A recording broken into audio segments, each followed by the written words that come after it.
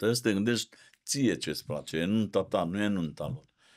Că e vorba de tine. La un moment dat un tip a venit cu, știi, vazele alea pentru lumânări, știi? Da. Și zice, poți să-mi pui în asta? Zic, poți să spun ce vrei. Nemulțumiți vor fi întotdeauna. Atât în ceea ce privește muzica, atât în ceea ce privește cadrul, locația, mâncarea, florile sau mai știu eu ce, eu îi las deja să vină să-și pună singuri în pahare. Ceea ce e foarte mișto. Îmi iau și eu un pahar în mână și stau cu ei la discuții. X-Event Podcast. Locul unde stăm de vorbă cu cei mai influenți și creativi oameni din industria evenimentelor. Sunt Marian Ionescu, MC și entertainer, dețin X-Event România și încă de la început mi-am dorit ca fiecare eveniment să fie unic, special și să le rămână oamenilor în minte.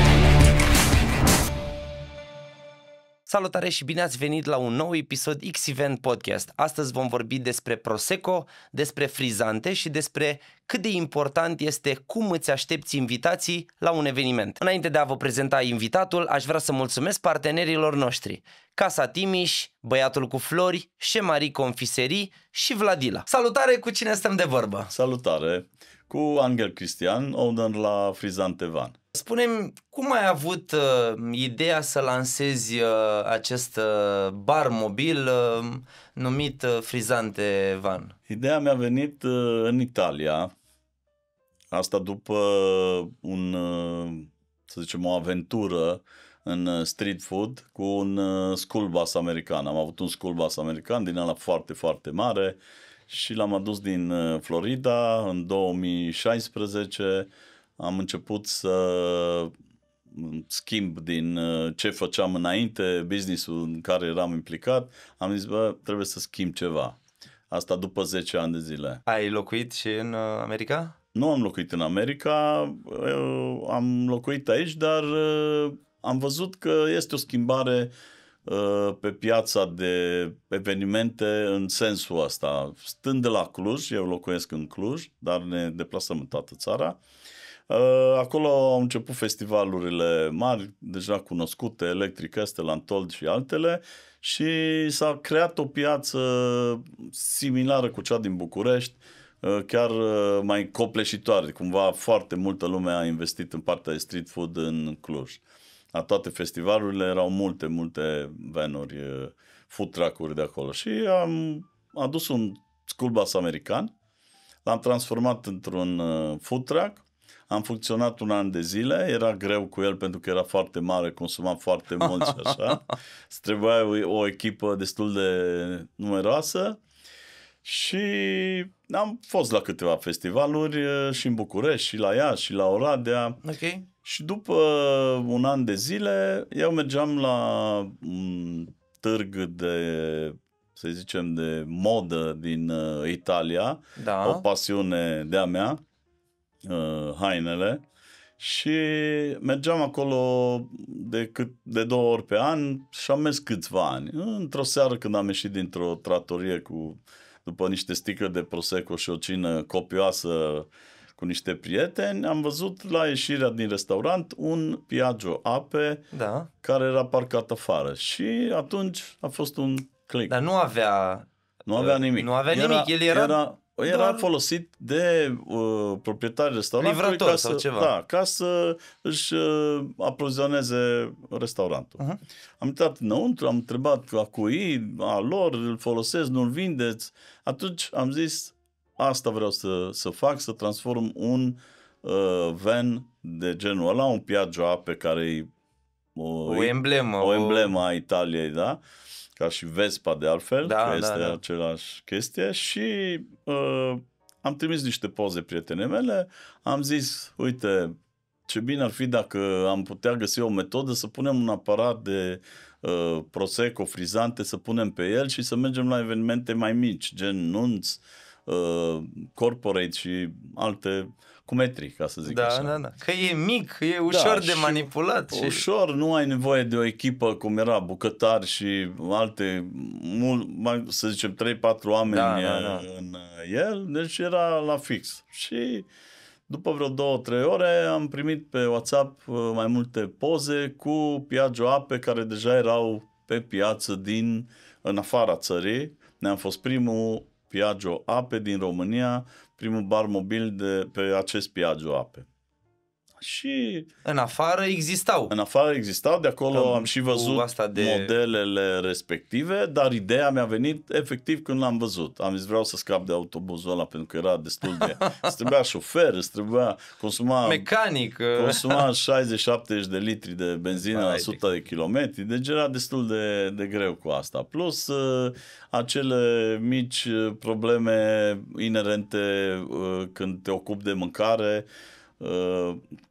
controale, perisabilitate și altele. Am venit în România, am căutat un Piaggio Ape, l-am găsit în Italia, l-am încărcat, l-am adus acasă și m-am apucat de transformat. La el, bineînțeles, a fost primul, nu știa nimeni cum să facă, ce să facă pui, la el. unde pui. Nici eu nu știam, eu aveam doar imaginile găsite pe internet și am să le pun în practică. Și așa a început. Îmi plăcea Prosecco, da? Înainte să mă ocup de chestia asta și am zis, e chiar o chestie care ar trebui să funcționeze. Cât timp a durat până ai ajuns cu el la evenimente? L-am adus în ianuarie și în aprilie am avut primul eveniment în București la Salonul Bicicletei, cumva acolo a fost inaugurarea, dar a fost mai mult să ieșim pe piață și să ne vadă lumea cu el. A fost de impact, dar a fost puțină lume, mai mult era o chestie prietenească. Acum cât timp? În 2017. În 2017, da. Și apoi, în săptămâna imediat următoare, am avut Wiz Marathon la Cluj, un eveniment care adună 10-15.000 de oameni pe zi, în fiecare, adică vineri, sâmbătă, duminică. Da. Și acolo a fost de impact maxim, adică începând de la copii care cumva erau atrași de forma inedită, ei nu mai văzuseră, de la pensionari care pe vremuri cumva se făcea, erau niște tuk-tucuri sau ceva, o variantă chinezească prin România unde nu știam. Eu am văzut unul din ăsta, venea cu prăjituri la cofetăria unde locuiam și l-auzeam de departe că tuc-tuc-tuc cum sună. Cred că de acolo și vine tuc-tuc. Că așa sună. Da. Și vin prăjiturile, haide la cofetărie. Alții ziceau că au văzut cu înghețată și cu lapte. Pe vremea lui Ceaușescu eu n-am văzut. Tare. Da. Era atracția cumva a festivalului unde mergeam, pentru că era primul și nu mai văzuse lumea și am fost de mare impact. Deci în prima fază a avut impact mai mare către festivaluri și ușor ai ajuns și la nunți. Am fost, cred că 3 ani de zile, până în pandemie am mers la festivaluri, la festivalurile de street food din toată România. A fost bine, peste tot pe unde aveam și un cadru din ăsta cumva mai aparte față de alte tracuri. Căram cu mine o bucată de gazon sintetic, un fel de gazon pe care puneam 2 scaune, o măsuță, puneam o frapieră cu niște Prosecco. Apropo de... Uite, eu am venit și cu un vin spumant fără alcool. Mulțumesc! Am zis că poate îl consumăm. N-am știut că tu mă aștepți cu ceva... Eu te aștept cu un roze de la Casa Timiș, de la prietenii noștri și cu ocazia asta putem să Bine și ciocnim. Găsit. Bine ai venit de la Cluj. Știu că ai făcut destul de mult până aici. Am venit cu mare plăcere. Noi vorbim de ceva timp și ne-am și întâlnit și pe la Târgu de Nunți și pe la evenimente. Acum are și loc în acest weekend Abia aștept să ne întâlnim cu oamenii și așa este, Alin Caraman are o echipă foarte faină. Dincolo că e, nu doar din fete, dar o echipă cu niște oameni foarte prietenoși, foarte calzi. Așa ca și el. Așa este. Altfel. Dacă totodată vrei să guști o prăjiturică, Chez Marie ne-a ajutat cu acest platou minunat. Ei deja se pregătesc pentru perioada sărbătorilor și cumva, pentru că mai e puțin până intrăm în zona asta de sărbători, dacă vrei și... Mulțumesc frumos, o să abuzăm de ele dacă toți sunt aici. Așa. Da, într-adevăr, decorul Tava te duce spre zona de sărbători, steluțele ninse, ca să zic așa. Sigur sunt și bune, cred că i-am mai întâlnit pe la târgurile de nunți sau 100%. Pe la nunți și... 100%. Spune-mi cum a fost prima nuntă la care ai mers cu Vanu și ce ai învățat din acel prim eveniment? Prima nuntă are o poveste faină. Eram la street food la Sibiu în 2017 și... Asta am vrut să zic, mă laud acum puțin, aș putea să par că sunt lipsit de modestie, dar ăsta era adevărul. În jurul venului meu se adunau, bineînțeles, bețivii. Așa. Se adunau consumatorii, amatorii de Prosecco și frizante și țin minte că erau foarte mulți oameni. Aveam niște perne colorate pe care nu aveau oamenii locuri să stea. Erau acele 2 scaune de la masă și în rest aruncam niște perne colorate să atragă și vizual, dar și să stea oameni lejeri, nu să stea acolo în picioare sau... Și era foarte multă lume acolo și mă întreabă un tip cu care am mai interacționat, am socializat și înainte cu o zi, chiar când se deschisese târgul. Zice, da, voi nu mergeți la nunți? Da, mergem, dar deocamdată am ieșit pe piața de street food ca să ne facem cunoscuți, să ne vadă lumea, să avem ce prezenta și mergem și la nunți. Ăsta este scopul nostru, să mergem la evenimente mai mici. Perfect. Noi avem anul viitor nunta. Veniți? Da. Ne poți face oferte? Era prima nuntă pe care nu știam nici să ofertez, nici... Deci nu știam nimic. Și am zis, bine, până mâine ne gândim și vedem ce calcule fac și cât costă, îți spun, dar înainte de asta vreau să zic că îți fac o ofertă specială. Ce ofertă? Păi zic că îți fac 50% la divorț. Era să o pierd din cauza asta. Eu eram și distrat și puțin amețit și jovial și încântat că oamenii primesc cu așa plăcere venul nostru și viitoarea mireasă îl trăgea de mână că nu mai vreau, hai să mergem. Cumva că am zis că facem 50% la divorț. Am glumit. A fost, nunta s-a ținut în aer liber, ceea ce ne avantajează cumva. Conceptul nostru este pentru aer liber, dar desigur că mergem și în locații înăuntru, mai ales când vremea nu permite. Era o nuntă în grădină.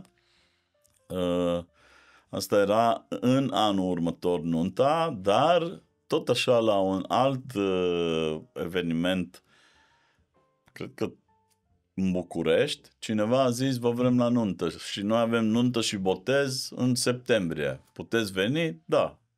Ei, am venit, aia a fost de fapt prima nuntă și ce am învățat? Am învățat că trebuie să-ți pui un anumit timp, pentru că noi am venit și am zis venim la nuntă. Am venit de la Cluj, ne-am pus, ne-am instalat, au băut oamenii jumătate de butoi de Prosecco în 5 ore și erau deja 10 ore și noi nu știam când se termină nunta. A început pe la 4 după masa și la 4 dimineața mireasa, mirii s-au aruncat în piscină. Și voi erați tot acolo. Și noi eram tot acolo și am stat, zice, nu mai bea nimeni de la noi, că trecuseră pe tării și am zis, gata, trebuie să stabilim un termen, măcar aproximativ 3-4 ore pentru, să zicem, o anumită, pentru un butoi, sau 6 pentru 2, că acolo am învățat în timp cam cât se consumă, cât este nevoie. Nu știam la început, da, și cam asta a fost prima nuntă. Am învățat o chestie, să zicem, tehnică. pe care nici nu ne-am gândit la chestia asta, doar ajunge fața faptului împlinit și zici, bă, dacă ăștia nu beau butoiul în 2 zile, ne stăm 2 zile aici. Da. Da. Eu nu sunt băutor de alcool, însă de curiozitate gust diferite pahare de alcool, să văd ce gust are, de curiozitate. Când ne-am întâlnit prima dată, țin minte că am fost reticent în a gusta. Ce mi-a sărit în ochi era lucrul. Da. Lucrul tău era mai important decât... Dar bine, veneai cu influențe de pe la moda din Italia, de acolo, nu? Probabil, da, că de acolo am fost cumva. Așa, și era o imagine super mișto pe care am văzut-o și ne-ai întrebat dacă servim un pahar și eu nu beau, zic ok. Când am luat prima gură a fost ceva foarte mișto, un gust foarte bun. Vreau să te întreb dacă ne poți spune de unde ai început să iei acel Prosecco și încă respecti în continuare locul sau ai schimbat între timp? Fără nicio problemă. Merg la târguri de profil din Italia, este un Vinitaly, se numește, un târg foarte mare, 120.000 de metri pătrați, și acolo am un furnizor italian, dar are firma aici în Cluj. El este importator, în Cluj, în Arad, scuze, și el este importator. Okay. Și cumpăr de la el. Dar am fost, de exemplu, la degustări, am fost sunat sau am primit mail-uri din Italia pentru că văzuseră crame, au văzut business-ul meu, da, și m-au invitat la crame ca să degust produsele lor și am cumpărat de la ei, pentru că mi-a plăcut mai mult decât ce avea la momentul respectiv furnizorul meu. În continuare, dacă găsesc ceva și caut ceva nou și mai bun, mai de calitate, desigur că mergem pe o calitate superioară. Ai mai multe sortimente? Alb, roze, în principiu, dar este un extra dry. Nu ai voie, sunt niște chestii tehnice, ne-am bătut de ele de-a lungul timpului, în sensul că nu ai voie să spui Prosecco la ce este la spina, dozator, adică la dozator. Ai voie să-i spui vin spumant, pentru că este legea italiană care a stabilit că doar ce este în sticlă este Prosecco, doar ce este din zona Valdobbiadene, Conegliano, deci zona din Treviso, și care este îmbuteliat strict în sticlă. Nu ai voie la butoi să-i spui... Și automat denumirea a venit frizante. Frizante, adică un vin spumant, care are și bulele puțin mai slabe, nu atât de puternice ca și este un extra dry, adică sunt folosiți niște struguri, cumva nu cei premium, care sunt folosiți, bineînțeles, pentru Franciacorta, șampania italienilor și apoi pentru Prosecco. Dar metoda este aceeași, fermentare în butoaiele de inox și apoi în sticlă, care se oprește. Tocmai de asta noi la început am fost Prosecco Van. Asta mi-a venit mie în minte atunci, el fiind un van, mă rog, o mașinuță mică, am zis îi spunem Prosecco Van pentru că asta livrează. După 2 sau 3 ani de zile am vrut să trec la o marcă înregistrată a Prosecco Van și nu știam că nu ai voie. Acolo ți-ai dat seama că... Nu știam că nu ai voie să folosești marca Prosecco și am declanșat o vânătoare de vrăjitoare, ca să zic așa. În momentul în care am depus cererea, am depus și pentru Prosecco Van și am zis hai să mai luăm o variantă și de frizante Van. Și am luat amândouă variante, am depus cererile și apoi s-a aprins sub beculeț la OSIM, o firmă de avocatură din București. Ne-au notificat că nu avem voie să folosim cuvântul Prosecco în orice combinație de a noastră. Până și de pe meniu a vrut să mă pună să-l dau jos, deși aveam sticle la vânzare pe care scria Prosecco. Nu era un vin spumant, era strict Prosecco. În fine, au exagerat un pic, dar tocmai de aceea am trecut de la Prosecco Van la Frizante Van în 2020, după ce am obținut acea marcă înregistrată. Da. În continuare apar desigur că noi, de exemplu, am construit de-a lungul timpului 10 vanuri pe care le-am și vândut, pentru că am avut solicitări la diversi oameni sau chiar din domeniul de street food, vreau să-și facă aceeași chestie. Și am zis, decât să facă o prostie, noi deja învățasem absolut să facem, tot, și să arate și bine. Și bine, am zis, îl facem. Am câștigat și niște bani din chestia asta, logic, dar am creat niște business-uri și pentru alții.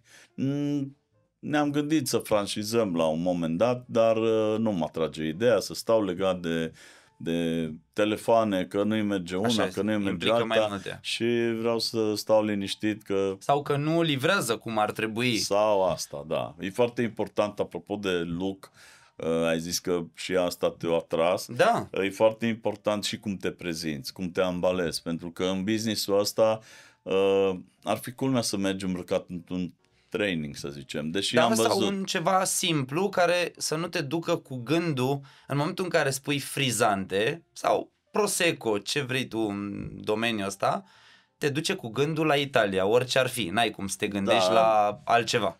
Cred că acum nu vreau să imit un stil italian, dar asta a prins la mine ca și outfit-uri și așa. Da. Sigur, ei sunt mai slabi, eu pe zi ce trece mă tot îngraș, probabil și din cauza alcoolului, dar acum știi și tu, toate evenimentele se întâmplă în principiu seara, noaptea. Da, seara. Și cumva asta se depune. Un pahar atrage după el și o gustare. Exact, și și tot după aia mănânci și mai vezi niște dulciuri și te bagi și la ălea. Și după aia sport nu prea faci și... Da, doar alergatul de la un eveniment la altul. De la un eveniment la altul. Am avut așa, noi în momentul de față deținem 2 venuri identice, da, acel Piaggio Ape, și pentru a fi mai, să zicem, mai versatil, am făcut o Vespa, adică o Vespa pe 2 roți, da, un scooter, cu un fel de ataș, ca să zicem, dar sunt separate, nu merg împreună. E o cutie în care acolo e toată chestia tehnică. Acel scooter eu îl folosesc în Cluj, e mai aglomerat Clujul decât Bucureștiul, și îl folosesc în Cluj când e vreme bună și mă plimb cu el. Și când am evenimente, îl putem urca la etaj, îl putem băga mai ușor într-un lift, să-l cărăm și atunci ne-am adaptat cumva, având cereri din astea și pentru interior, unde nu puteam urca cu venul clasic. Petrecere pe acoperișul. Da, am mai făcut și mergem, da, sunt foarte mișto. Greu să bagi Piaggio acolo. Da. Spune-mi de ce frizante e din ce în ce mai popular față de un bartender clasic? Pentru că ai avantajul, în primul rând, locațiile sunt care îți oferă șampanie. În principiu cam 80-90% din locații îți oferă șampanie. Este o șampanie probabil sau un produs destul de slab, trebuie să fim sinceri. Da, nici nu-i putem spune șampanie. Și, e un vin spumant de obicei. Problema este alta, că ar putea fi acel vin spumant să fie servit la o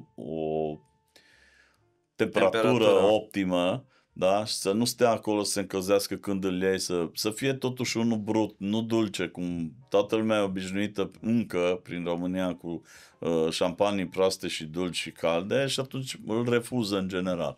Noi venim cu, sigur, paharele de plastic, pentru că nu avem infrastructură la un eveniment cum să le spălăm sau cum să le transportăm, dar încercăm să ne folosim de paharele de sticlă de la...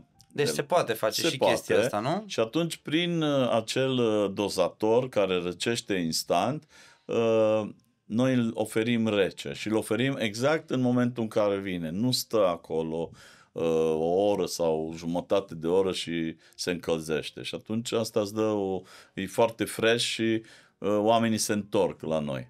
Ce părere ai de acea gheață carbonică care se pune în acele dropsuri de gheață carbonică pe care cei de la locații le pun în paharele de șampanie? Mi se pare o tâmpenie, efectiv, pentru că, da, ok, poți să pui 2 pahare doar de să fie cumva o chestie festivă. Din ce știu eu, m-au contrazis ceva oameni la un eveniment și au zis că ei au băut și că nu are nimic și așa, dar eu știu că arde pe unde merge și că nu e ok adică nu arde nu e indicat să o înghiți asta, da. 100%. Deci ai riscul la nivelul buzelor. Da, nu știu, n-am gustat, nu recomand, nu facem asta. Ok, ca să pui într-un pahar, să fie ceva așa, să faci niște poze. Sau se poate pune într-o mini frapieră. Sunt frapiere micuțe, de gheață, alea micuțe de gheață, așa, cu apă caldă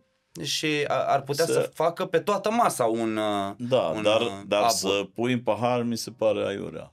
Există riscul unui accident, mă gândesc. Spune-mi ce te motivează în continuare să faci nunți după atâția ani de evenimente? Sincer, e o discuție asta mai lungă. E complicat.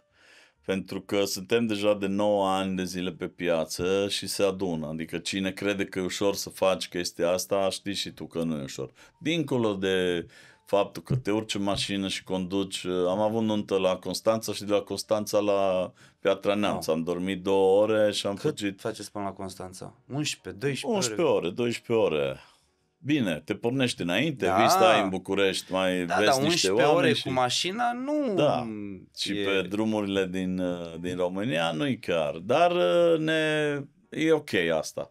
Ideea e că se adună în timp și cumva, desigur că tu rulezi tot alți oameni, ajungi la o nuntă și vezi alți oameni, te duci în alt oraș, vezi alți oameni, dar povestea este aceeași.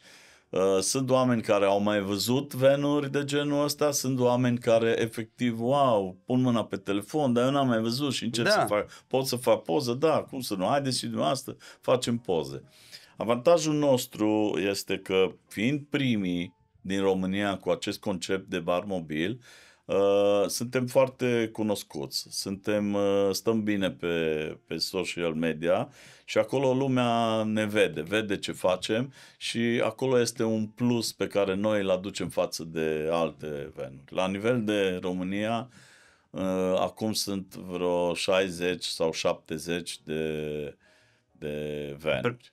De venuri. Da, de venuri cu frizante. Da.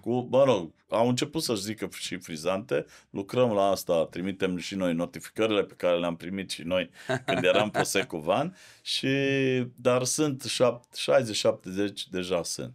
Ceea ce e foarte bine, ne bucurăm că am dat tonul, 10 le-am făcut noi și le-am vândut. Da. Și alea 10 la rândul lor inspiră alții, da. Ideea e când copiezi efectiv conceptul cap-coadă. Ideea e să aduci un plus. Da. Să aduci asta înseamnă evoluție. Orice plus. Și aș vrea să mă inspir din anumite chestii și să văd că, uite, aș fi putut să fac asta sau să văd că cineva nu doar mă copiază, ci îl duce la un alt nivel.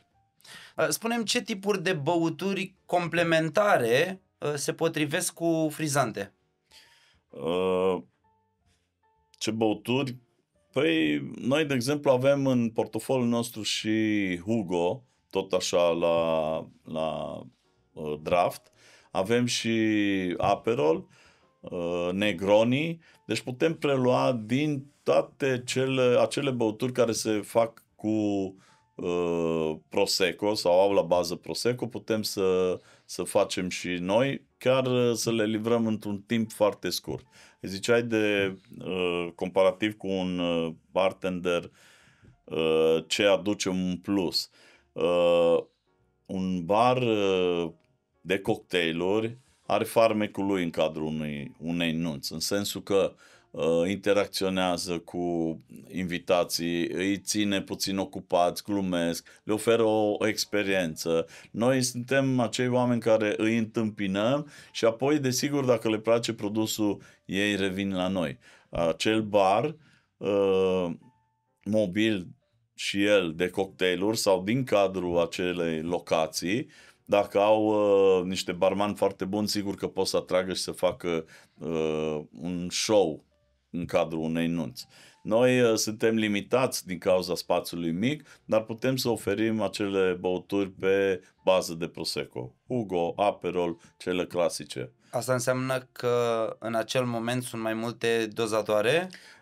Nu, dar putem să dăm, de exemplu, când întâmpinăm alb și roze, renunțăm la acel roze pe parcursul și cu acordul mirilor, la acel roze renunțăm și oferim, nu știu, Hugo sau Aperol. Sau, mă rog, din acel alb putem să mergem și cu Negroni. Nu putem să... Avem doar 3 variante pe care le putem oferi simultan. Asta mă interesa. Spune-mi cum influențează sezonul partea asta de frizante. Vara bănuiesc că e cererea foarte mare, însă primăvara și toamna? Nu e neapărat de sezon. Eu, de exemplu, beau Prosecco la temperaturi foarte scăzute. Adică să fie cât de rece afară, eu rămân pe Prosecco. Dar ideea e alta. Dacă, și avem experiența asta, nunți de 600 de persoane s-au consumat un butoi jumate. Aveam multe cu noi, am zis, hai să... Cum se calculează, de fapt, Păi depinde. Butoaiele au 20 de litri și echivalentul la 200 de pahare, un butoi de genul pe care noi le oferim. 2 butoaie sunt 400 de pahare. Dacă sunt 600 de oameni și ofer welcome drink, atunci clar că se epuizează acele butoaie și după aia facem refill cu acordul mirilor. Dar dacă nu oferim acel welcome drink, atunci invitații intră și iau șampania oferită de locație și revin la noi doar când simt nevoia să consume de la noi. Și în general, dacă este foarte cald, atunci clar că se consumă. Am avut nunți de 600 de persoane unde nu s-au consumat 2 butoaie și am avut nunți de 80 de persoane unde s-au consumat 4 sau 5 butoaie. Pentru că au stat, fiind foarte cald, au stat a la long doar pe frizante. Asta e foarte mișto. Da, nu știi. Cunosc și eu persoane care toată seara la un eveniment beau doar Prosecco, doar frizante, doar ce... Adică are un alcool de 10,5, 11, depinde. Noi avem și cu 10, și cu 10,5, 11, 11,5 alcool de diferite sortimente și atunci cumva stai și nu te amețești. Adică dacă vrei să rămâi până la final, e recomandat să consumi ceva mai light, nu neapărat... Să se ducă spre spiritoasele de 40 de grade. Inerent ajunge acolo și la șaturile respective, dar important e să consumi și apă și... O zic și eu, dar nu întotdeauna fac.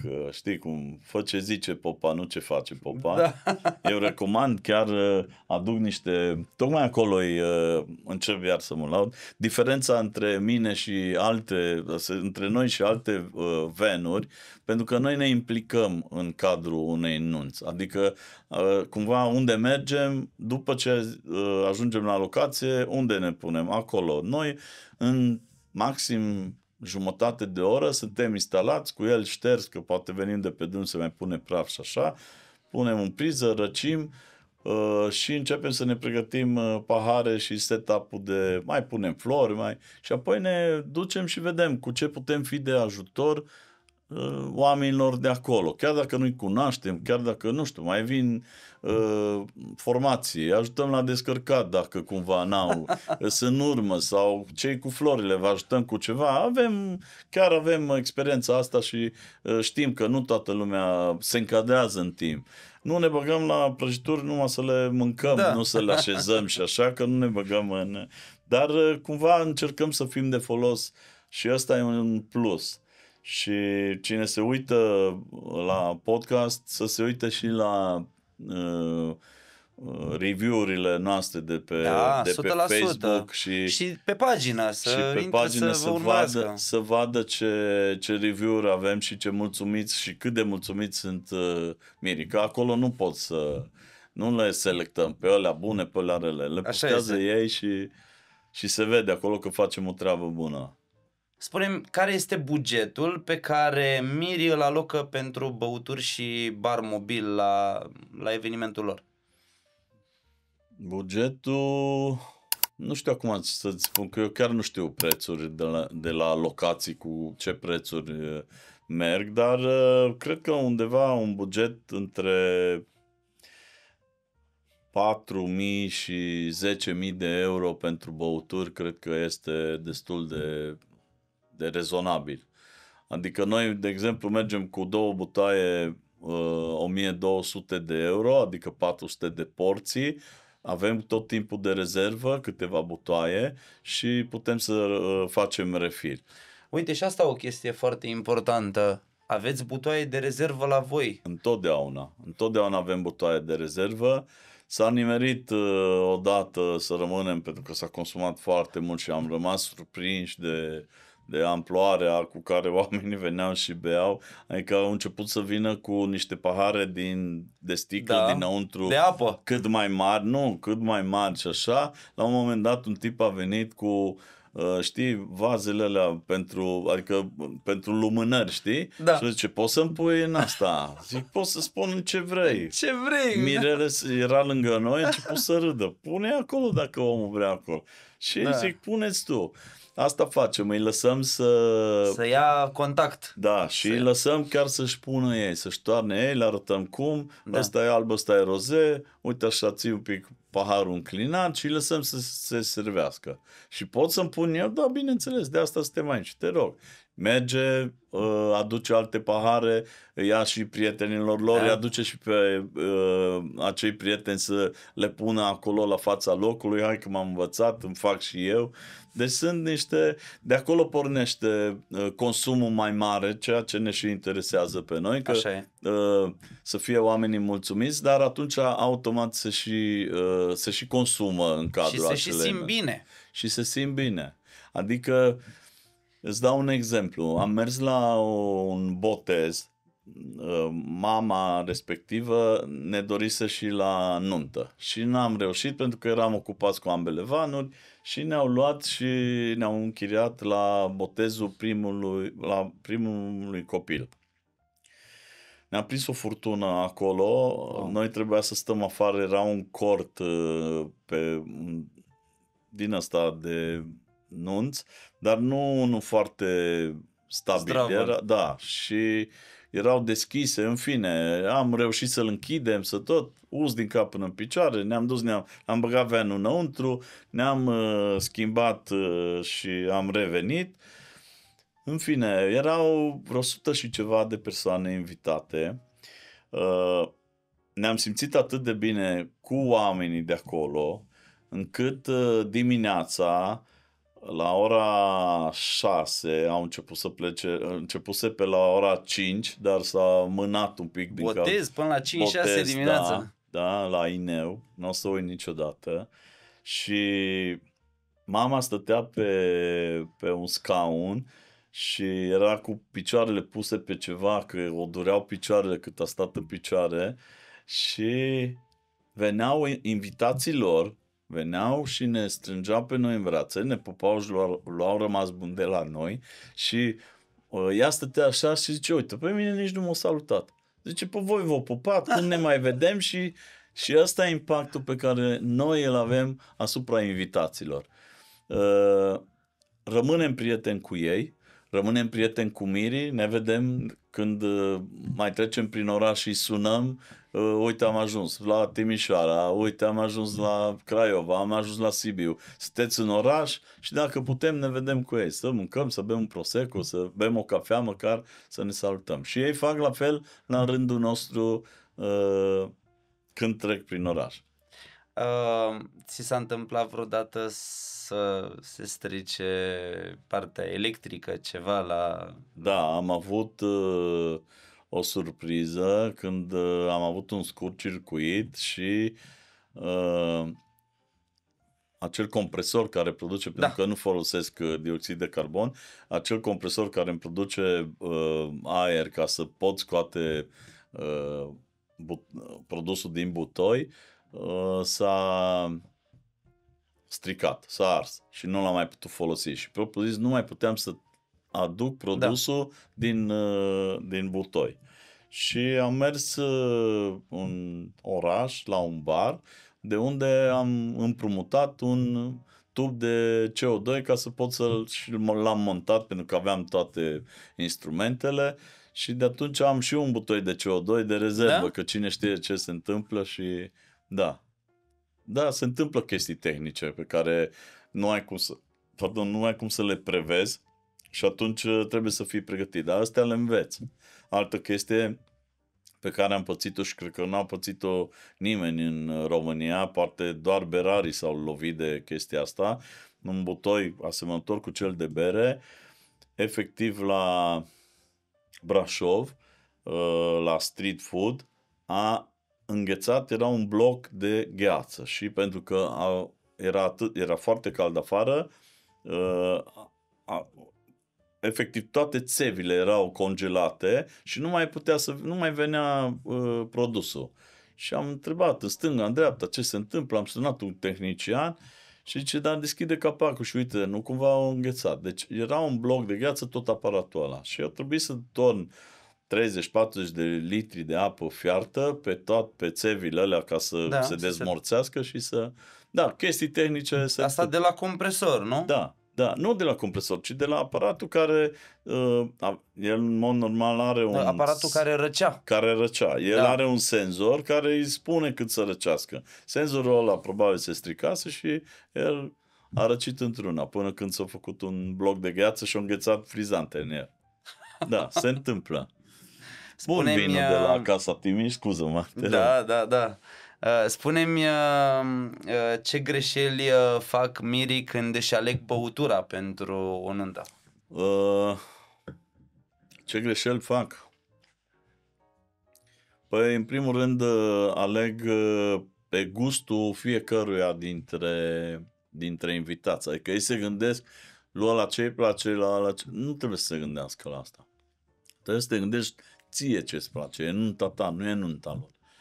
E vorba de tine. Acolo de tine și de mireasă și de mir. Ai povestea ta. Asta ne place nouă, asta ne place să mâncăm, asta vă oferim. Nemulțumiți vor fi întotdeauna. Atât în ceea ce privește muzica, atât în ceea ce privește cadrul, locația, mâncarea, florile sau mai știu eu ce.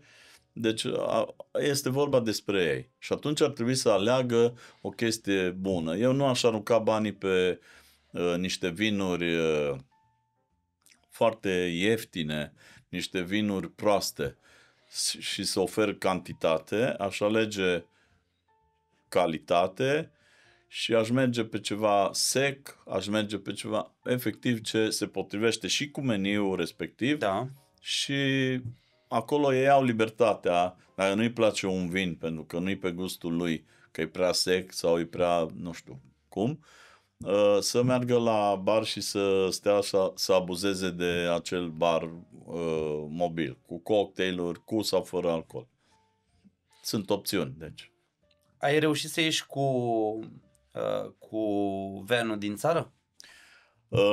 Nu am reușit, am avut cereri, dar având în vedere transportul, dar pentru că m-ai întrebat asta, săptămâna viitoare mergem la Barcelona la deschiderea unui showroom. Este vorba de Glowing Interior, care au și deschis la Cluj un showroom de canapele. Da. Se extind și în Marbella și în București. Înainte de Marbella o să fie București, probabil în decembrie, dacă reușesc să amenajeze, atunci o să ne revedem și dacă nu, în februarie. Dar Glowing Interior se deschide în Barcelona și ne-au invitat să mergem acolo. Prima ieșire va fi săptămâna viitoare în Barcelona. Și cum te asiguri că, nu știu, partea asta logistică va ajunge acolo fără probleme. Am încărcat deja vanul și toată marfa, butoaiele, pahare, tot ce e necesar pentru desfășurarea evenimentului din punctul nostru de vedere. L-am încărcat pe un tir și deja se află în Barcelona. Și săptămâna viitoare ne urcăm pe avion, mergem, ne instalăm și 2 zile petrecem în Barcelona. Abia aștept. Te inspiri și din afară pe partea asta? La început m-am uitat, dar apoi nu. Încercăm să fii cât mai... Da.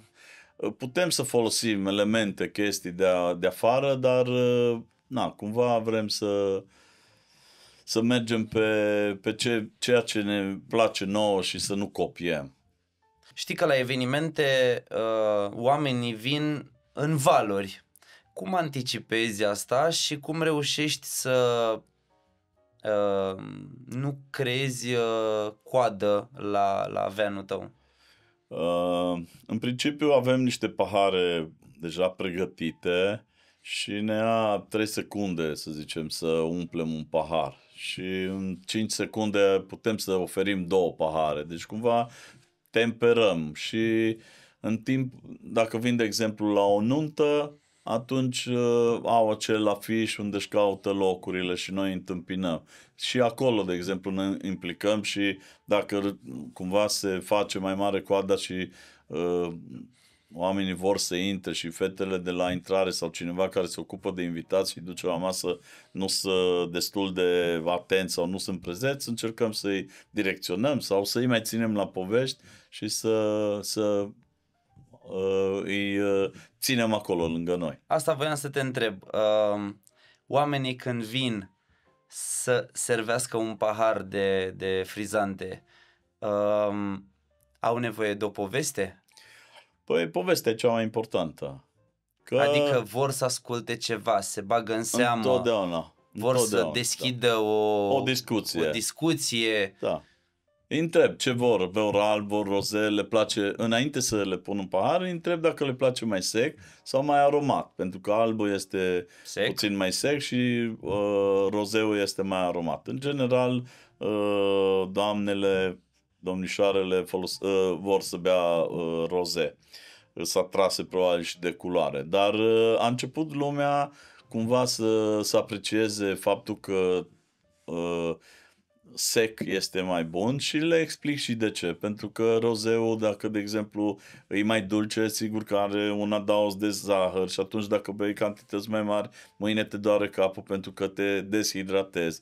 Le recomand celor care vin schimbă paharele și trec la pahare de sticlă, le recomand un pahar din ăsta și un pahar de apă. Adică cumva îi ținem acolo, vrem să consume, dar și vrem să interacționeze cu noi, să le povestim despre ce e vorba acolo. Da, la un moment dat, știi, te obosește de-a dreptul chestia asta, pentru că noi schimbăm oamenii, dar povestea este aceeași și o repetăm la infinit, știi, cumva. Și tocmai de asta... Bănuiesc că discuțiile se duc cu totul se duc în tot felul de zone și de direcții și uite, lumea mă întreabă, dar înainte să faci asta ce ai făcut? Eu înainte de asta, de prin 2010, mă ocupam cu terenuri de fotbal. Construiam terenuri de fotbal, baze sportive, terenuri de tenis acoperite, descoperite.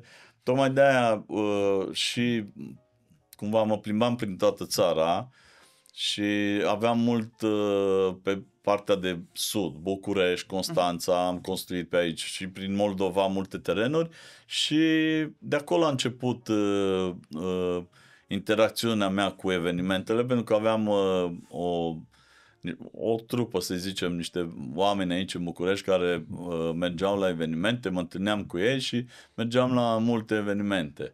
Și de acolo a început trecerea mea dinspre partea de construcții de baze sportive spre altă nișă, total diferită, pentru că cererile au început să scadă pe partea aia, apare un anumit nivel de saturație Și am zis, bă, gata, trebuie să fac altceva. Și am simțit că aici este o piață nouă, bună și care nu e exploatată. Asta în 2016 deja. Da.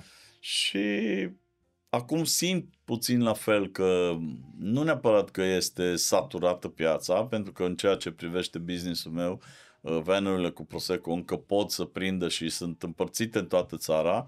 Sunt multe dintre ele care nu se plimbă, sunt doar local, să zicem Sibiu sau doar în Cluj, nu merg la nu se deplasează în alte orașe. Noi, în schimb, ne deplasăm în toată țara și avem posibilitatea, știind că am construit și am vândut niște venuri la același nivel cu al nostru, Da. să le recomandăm. Și atunci recomandăm din zona unde zmiri. Ok, că voi, da, am înțeles. În cazul în care voi sunteți ocupați și unul din venurile vândute a fost la Constanța, îți dau un contact unde acel ven e exact... E exact la fel, e doar alt domn. Foarte frumos. Desigur că oamenii mă vor pe mine. Așa este. Mă vor pe mine. De anul ăsta am introdus un pachet, să zicem... De imagine. Care costă 300 de euro, unde semnezi mă vrei pe mine, semnezi că vin eu, atunci costă 300 de euro, vin eu. Nu e pus neapărat pentru bani, ci e pus pentru faptul că, de exemplu, dacă am un eveniment la Cluj și Miri se așteaptă să vin la Cluj, nu pot să trimit pe cineva la Constanța sau la Craiova sau ceva să se deplaseze. Nu e nici safe. Mi s-a mai întâmplat și să răsturnăm câte unul înainte cu 2 zile de eveniment. Am avut, nu a fost bine ancorat, am pățit-o chiar eu, deci nu puteam să dau vina pe cineva. Era înainte era botezul fiului Alinei Ceușan și cu 2 zile înainte de eveniment, în timp ce mă îndreptam spre locație, nu l-am ancorat bine și l-am răsturnat. Pe șosea? Da, și l-am distrus și am sunat rapid oamenii, după ce l-am reîncărcat, am sunat rapid oamenii care mi-au lucrat la el și am zis să stai 2 zile, trebuie să fie la eveniment. Deci mâine vin să-l iau. Și au stat oamenii, au lucrat la el, au îndreptat, au făcut, au modificat, au vopsit și peste 2 zile am fost la eveniment și a fost bine. De asta zic că nu pot să trimit pe cineva până nu știu unde să facă kilometri și trebuie să mă duc eu acolo mai departe și să rămână cineva în Dar dacă chiar își dorește cineva, în cazul ăsta mai există un mic extra pentru prezentare. Da. Mă interesează dacă oamenii iau acest frizante van pentru frizante, pentru Prosecco sau îl iau pentru imagine? Îl iau în primul rând pentru... Dacă sunt într-o grădină, clar este foarte plăcut și un photo corner, pentru că se transformă într-un photo corner. Îl iau pentru imagine dacă știu ce facem noi și văd cum mă prezint și cum țin invitații acolo și așa, exact discuțiile pe care le-am mai avut. Și mai nou, îl iau pentru chestia de după. De după înseamnă pozele și filmările și reels-urile care apar de la departamentul de social media al Frizante Van, care au un impact foarte, foarte mare. Adică fotografii și videografii de la evenimente surprind acele momente clasice cu părinții, nu știu, poze, cu nașii, cu tortul, cu șampania și așa mai departe. Noi surprindem altceva, niște momente pe care nu le vede nimeni. Un copil care dansează cu o fetiță, un băiat care dansează cu o fetiță mai mică pe care nu-i vede nimeni atunci sau nu-i pozează. Un zâmbet, un ceva care e acolo, dar nu-l vede nimeni, o mușcătură din ceva. Deci sunt niște chestii pe care mireasa în multe prin planuri pe care nici nu știe că au fost acolo. Adică noi avem mirese care la 4-5 dimineața ne dau like-uri pe social media, pe Instagram, pe TikTok sau repostează pozele sau filmările pe care noi le facem acolo. Ceea ce e important. Deci mai nou pentru asta. Foarte tare. Deci pe lângă... Nu mă gândeam la chestia asta. E foarte pe lângă, important. Ceea ce faceți voi, bănuiesc că este... Adică nu implică vreun cost Nu chestia e niciun asta. cost. E plăcerea noastră și Așa? e modul nostru de a ne promova. Vreți cumva să arătați atât pe pagină, că și asta e important, cât și un pic ajutor pentru miri. Plus satisfacția mirilor care văd chestia asta e imensă și atunci clar ne bucură să vedem că am făcut o chestie bună. Atunci când ești la evenimente și servești oamenii cu frizante, ai timp să faci și poze și fotografii și filmulețe? Nu, n-aș avea cum, pentru că nici măcar nu știu să fac. Nu te ocupi de partea asta? Nu mă ocup de partea asta. Am o persoană care face strict chestia asta, care stă în umbră, nu apare nicăieri și de multe ori, da, asta când ai făcut, da, asta când ai făcut. Și exact ca și pe miri, mă surprind anumite instantanee pe care le face. Se ocupă de partea asta de fotografii, filmări și de social media. Nu aș avea cum să fac. Rolul meu la un eveniment este de a îi întreține și a socializa, de a conecta. Da, de a conecta și de a nu neapărat de a servi, că deja după jumătate de oră, o oră după ce oamenii au intrat, au mâncat ceva, eu îi las deja să vină să-și pună singuri în pahare. Ceea ce e foarte mișto. Mi-au și eu un pahar în mână și stau cu ei la discuții. Acolo e farmecul vanului nostru, pentru că altfel nu suntem strict să fim foarte rigizi sau ceva. Sau... Da, adică nu faceți un...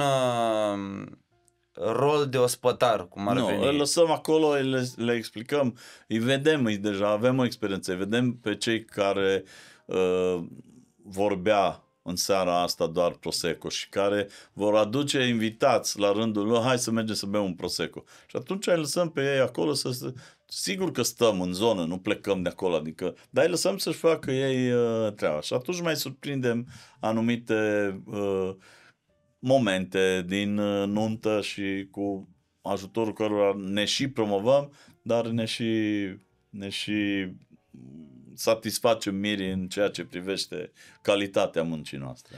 Ai avut cereri pentru evenimente poate mai dubioase sau habar n-am și ai refuzat? N-am refuzat din punctul ăsta de vedere, dar am refuzat strict pentru că nu mai aveam venuri disponibile, atât. În rest, deci nu mai era disponibilitate. Nu există dubioase, dar... știu, poate cineva, știi că a circulat pe net o de-asta cu... am primit o cerere pentru un fotograf și mirii au zis că ei or să fie nud și toți invitații or să fie nud. Și... Da, asta e dubioasă. și mă gândeam dubioase. Dacă și eu ca fotograf trebuie să fiu tot nud, că încă mă mai gândesc. Că trebuie să respecti dress code-ul. Cred că era o glumă sau ceva. Dar dacă vine cererea, trebuie să o respecti. Da, corect. Și trebuie să respecti dress code-ul. Dress code-ul. Apropo de asta, uite, sunt nunți unde se impune un dress code. Am avut nunta Alinei Ceușan, unde era vorba de negru și roșu. Deci cumva trebuia să fie... Mi se pare normal, e poate chiar obligatoriu. O petrecere la piscină, da, să-l respecti. O petrecere la piscină unde toată lumea trebuia să aibă pălărie. Alta care trebuia să fie în alb toată lumea. Eu am mai postat odată o chestie de genul ăsta, că mă iau de invitați de ele dacă sunt îmbrăcați invitatele, dacă sunt îmbrăcate în rochie albă, pentru că mie așa mi se pare de bun gust că ar trebui să fie rochia albă rezervată miresei, măcar o dată pe zi. Tu poți să porți când vrei tu rochia aia, mireasa nu o mai poartă. La fel și cu, să zicem, acel tuxedo cu papion al mirelui. Mi se pare ca și invitat că n-ar trebui să porți decât dacă o impune dress code, respectiv să nu porți papion. e tot așa rezervat mirelui. Poți o cravată sau orice altceva, o eșarfă pe care să o pui acolo. Da, n-am primit... E o părere a unui om care a mai fost așa pe la... da. Pe la Milano, Pe la Milano, la Florența se întâmpla târgul ăla, da, și în 2 ediții se fac pe an, una în ianuarie și una în iunie. Sper să ajung la cea din ianuarie măcar 2 zile, pentru că suntem la fel la târguri de nunți la Timișoara și la Cluj în perioada respectivă și sper să ajung 2 zile, să mă inspir pentru câțiva ani. Că asta fac, mă duc acolo și mă inspir pentru o perioadă tare. Bună de... Deci ăla de la Florența e Pitti Uomo. Pitti Uomo, da. Ok. Acolo mergem o trupă faină. Și eu mă uit pe la... Da? Mergem o trupă faină de români acolo. Cu mulți din București, din țară, da. Vine multă lume faină acolo. În timp ce vorbeam, mai gândeam la o chestie, pentru că voi de cele mai multe ori sunteți luați de către contractați, de către miri, însă trebuie să veniți în anumite locații și să respectați anumite condiții sau, nu știu, mă gândesc că poate sunt locații care nu prea sunt de acord să veniți cu vanul pe iarbă sau... Da, am avut și reacții din astea, pentru că nu ne lăsau să intrăm înăuntru sau să ne punem într-un loc anume unde stabilise mireasa și vanul are 300 de kilograme. Dacă te pui pe iarbă, după ce ai plecat de acolo, iarba se ridică, adică nu e ca și cum aducem prejudicii sau ceva. Da, avem locații care nu acceptă servicii din afară sau servicii pe care le au ei strict contractate. Bar mobil numai ăla, candy numai ăla, am mai întâlnit locații, dar unde mergem facem senzație și cumva după aia văd oameni. Se duce vorba. Noi înțeleg pe cei care, de exemplu, refuză serviciul nostru din punct de vedere material, că se gândesc cumva că le prejudiciem ceva financiar. Dimpotrivă, dacă, de exemplu, mirii au un pachet, să zicem, de all-inclusive, da? Ai 25 sau 30 sau 50 de euro pe persoană, nu știu care sunt prețurile pentru un anumit pachet și ori atâția invitați, da? Eu dacă merg acolo cu vanul, există posibilitatea ca oamenii să... Și sigur nu există posibilitatea, consumă de la mine din produsul respectiv care nu e în acel pachet și băutura respectivă rămâne, adică nu se mai consumă de la el din pachetul ăla de all inclusiv. În schimb consumă de la mine, unde mirii ulterior plătesc fiecare butoi extra pe care îl au în ofertă. Și atunci nu înțeleg de ce ar avea de obiectat din punctul ăsta de vedere, pentru că efectiv nu ne intersectăm pe partea de financiar cu locația respectivă. Desigur că poate nu le place că, nu știu, înlocuim, să zicem, welcome drink-ul uneori. Dar asta este. În următorii ani, unde crezi că se duce partea asta de vanuri pentru evenimente? Cât de mult ar putea să evolueze? Nu foarte mult, ci cred că doar ca și număr o să evolueze, pentru că ca și varietate, de când am lansat noi acest Piaggio, cam acolo se învârt. Desigur, sunt mai multe forme ale lor, mai vechi, mai noi, mai... Cred că totuși calitatea oamenilor care oferă acel serviciu este mai importantă și efectiv serviciile conexe pe care le pot face. Respectiv pot să mai pună un espresor de cafea în același timp pe lângă, ceea ce eu nu o să fac pentru că nu știu să fac cafea și nu mă prinde. Și acolo e altă poveste. E o poveste lungă și... E vorba de cafea, de unde o iei, cum o e maci. lungă poveste, la fel ca și cu Prosecco. Tocmai de aia nu o stăpânesc, nu mă bag. Dar uite, am dat idei. Celor cu cafea pot să pună și un dozator de Prosecco sau invers. Adică cumva poți să faci chestia asta. Noi ce am dezvoltat și am oferit a fost partea și de cocktailuri strict limitate pe bază de Prosecco. Adică dacă mai vor gin sau alte rom și nu știm să le facem pentru că nu sunt barman, dar pot învăța doar clasicele Negroni, Americano, Hugo, Aperol și așa, mai mult pentru mine și prietenii mei, dar ne descurcăm, ne adaptăm. Dar nu știu, cred că o să se dezvolte ca și număr, adică se inspiră lumea și de la mine și din alte părți și de la alții, vorbesc de cei cărora le-am vândut deja un van. Ai văzut că mai nou la evenimente au apărut și food truck-uri? Da, ceea ce e foarte fain. Era deja de pe vremea când eram în street food. Da, poți să oferi acei burgeri, poți să oferi chiar și mâncare chiar foarte bună. Adică pentru o grădină in middle of nowhere, poți să pui o chestie de genul ăla. Am fost la o nuntă foarte mișto la Palatul Brukenthal în Avrig. Da. Mireasa a vrut să nu facă risipă de, și aici e o altă discuție, să nu facă risipă de mâncare. Și a făcut 3 feluri de mâncare, atât. Ceea ce e foarte, foarte ok și recomand chestia asta. Nu știu dacă o să se întâmple în următorii ani, dar am mai avut discuții cu organizatorii de evenimente. La sfârșitul lunii o să fiu speaker la un eveniment organizat de Geta Ungureanu, care... Cred că am văzut ceva pe se internet. spune că este cea mai bună, noi lucrăm cu mai mulți organizatori, dar e foarte vizibilă și așa. Cel mai bun organizator de evenimente din România, sau printre cei mai buni, nu vreau să denigrez pe nimeni, dar am avut discuția asta și cu alți organizatori și cumva cred că se face multă risipă și acolo cumva ar trebui să umbli la chestia asta, să educi, știi? Adică le spui minor, da, știi, dar mătușa, unchiul, părinții se opun, trebuie 5 feluri și sarmale la final și... Nu, trebuie ce-ți place ție și acolo trebuie să te oprești. Și cumva, uite, sunt noutăți pe care poți să le aduci în...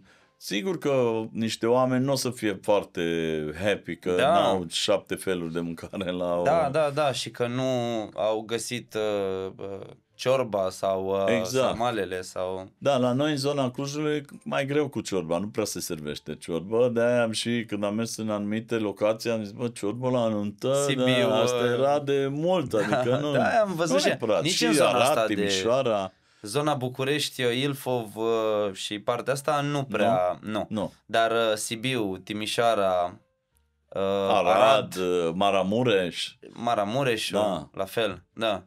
Dar și acolo, în anumite zone, nu peste tot. Nu peste tot. Da, câte coșuri, atâtea obiceiuri. Da.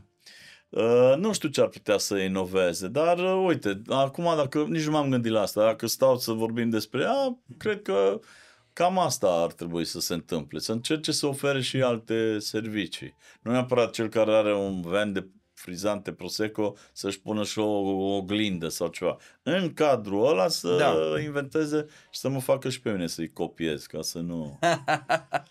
Uite, apropo de Maramureș,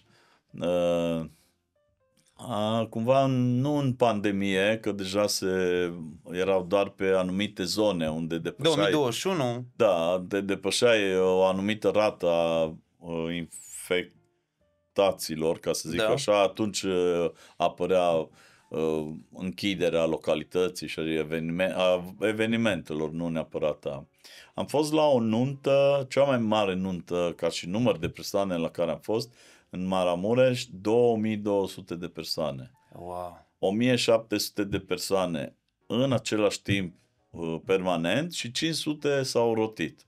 Pentru că acolo nunțile se fac de luni până duminică, excepție vinerea. Vinerea nu se fac nunți acolo. E zi de post, aia se știe. Știu că de obicei în luna august în se luna fac marea din iulie începând până în august. Atunci cam vin din străinătate, mare majoritate și aia fac nunți și se perindă. Da. te duci și la 4 nunți câteodată într-o zi acolo. Da. Și cea mai mare nuntă, asta a fost 2200 de persoane, am avut 2 venuri, era o sală cât un teren de fotbal. Da, de exemplu, ea obiceiul asta să aibă domnișori de onoare, foarte mulți, cu cât mai mulți, cu atât sunt mai bine văzuți acei miri. Aveau 70 sau 78 de perechi de domnișori și domnișori de onoare. Deci erau perechi. Ei se îmbracă la fel, costum, să zicem, negru sau o culoare care se încadrează în tot aranjamentul de acolo și gagicile, nu știu, în rochie mov și toți sunt îmbrăcați la fel. Ei, mirii, stau la masă cu nași și părinții și așa mai departe, la fel, multe perechi de nași. Multe perechi de nași. Cu cât mai multe, cu atât mai bine. Și în spatele lor este o altă scenă sau un prezidiu mai înalt decât al mirilor. Spatele lor stau domnișorii și domnișoarele de onoare. Și mirele zice, gata, mergem la dans. Și atunci toată lumea aia umple ringul de dans de acolo. Și atunci apare o atmosferă faină, știi, când încep toți să danseze și... Ai gașca de tineri pregătită, gata să facă show, da. Cam asta se întâmplă acolo în zonă. Nunți opulente care încep, nu neapărat începe nunta, dar se face astăzi masă la mire, mâine la mireasă sau invers și după nuntă continuăm iar la mire, iar la mireasă. Da. Spune-mi dacă te-ai gândit ca pe lângă partea asta de frizante la pahar să poți aduce pentru persoanele, nu știu, cărora le place foarte mult, să-și ia cumva și la pachet. Este o variantă acum de doze din alea care le poți face pe loc și cumva deja este pentru desert, sunt pentru la baruri, să-ți pui cafea, să-ți pui și ai la doză efectiv și trebuie să studiem, să vedem ce rămâne în butoi, dacă nu putem să le punem în acele doze, știi? Care se sigilează și o desfaci ca pe o doză de le pui în frigider și atunci se conservă cumva și aciditatea și bulele acolo. Trebuie să studiem asta, să vedem cât timp rămân. Cât rezistă, dacă mai are același gust. Exact, dacă nu, atunci nu putem să facem asta și studiem să vedem. Sticle aducem. Da, sticle aducem, avem... un anumit brand? Ce-mi place mie? Ce-mi place mie să beau ca aia, Okay. Ce-mi place mie să beau cam aia ofer și sau recomand oamenilor. Da, avem și mai livrăm și sticle. Acum noi sperăm în următoarea perioadă deschiderea unui wine bar la Cluj, pentru că e nevoie. Nu sunt ca și în București acele locații mișto unde poți să te duci să bei un pahar de vin, să-ți alegi o chestie alb, roze, un spumant, să ai un tapas sau... și cumva suferă piața. Mergem la degustări de vinuri, la tot felul de chestii de genul ăsta, dar vedem. Încolo ne îndreptăm, spre o locație fixă. Mișto. Da, se cere. Și bineînțeles că frizantele o să fie acolo. Bineînțeles. Da, ca și reper și să știe lumea unde să vină.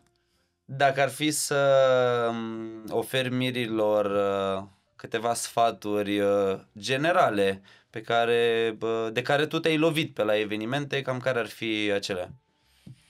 Generale... Ce să facă înainte de nuntă? Cum să se pregătească? Prima dată aș porni, știm, fiind în domeniu, începem cu locația. Locația e foarte importantă. Pentru că sezonul e foarte, foarte scurt, să zicem așa, și cererea este mare. Sigur că fiecare vrea să facă într-un loc în funcție de invitații pe care are. Dacă are invitați mulți, atunci trebuie să facă într-o zonă sau o locație unde le permite cumva să fie comos toți invitații. Și atunci trebuie să meargă pe o sală mare. Dacă pot să facă niște nunți și vor să facă niște nunți mai mișto, mai ieșite din tipar, atunci le-aș recomanda o grădină, o piscină, ceva de genul ăsta, să fii afară, în aer liber. Sigur că ești limitat și expus la fenomenele meteo, dar este un risc pe care ți-l asumi. Să nu facă risipă, asta le-aș recomanda în primul rând, să lase oamenii să vorbească, neamurile să vorbească, să nu facă risipă, să se îmbrace bine, ca să se simtă bine. Dacă se îmbracă bine mirele și se simte confortabil în acel costum pe care îl îmbracă, sau în tuxedo sau ce-o fi, da? Sau dacă e afară într-un costum de in, să fie confortabil. Și mireasa la fel, cel mai important. Acolo trebuie să se uite, acolo trebuie să se îndrepte banii și spre partea de muzică. Pentru că muzica face foarte, foarte mult la nuntă. O vedem asta. Adică dacă muzica e slabă, dacă este un DJ care nu vede că acum trebuie și poate să-i țină pe acei invitați și să profite de ei pentru că s-au ridicat de la masă și dansează, sau dacă nu știe să-i ridice, acolo e rău și deja nunta aia cumva acolo suferă.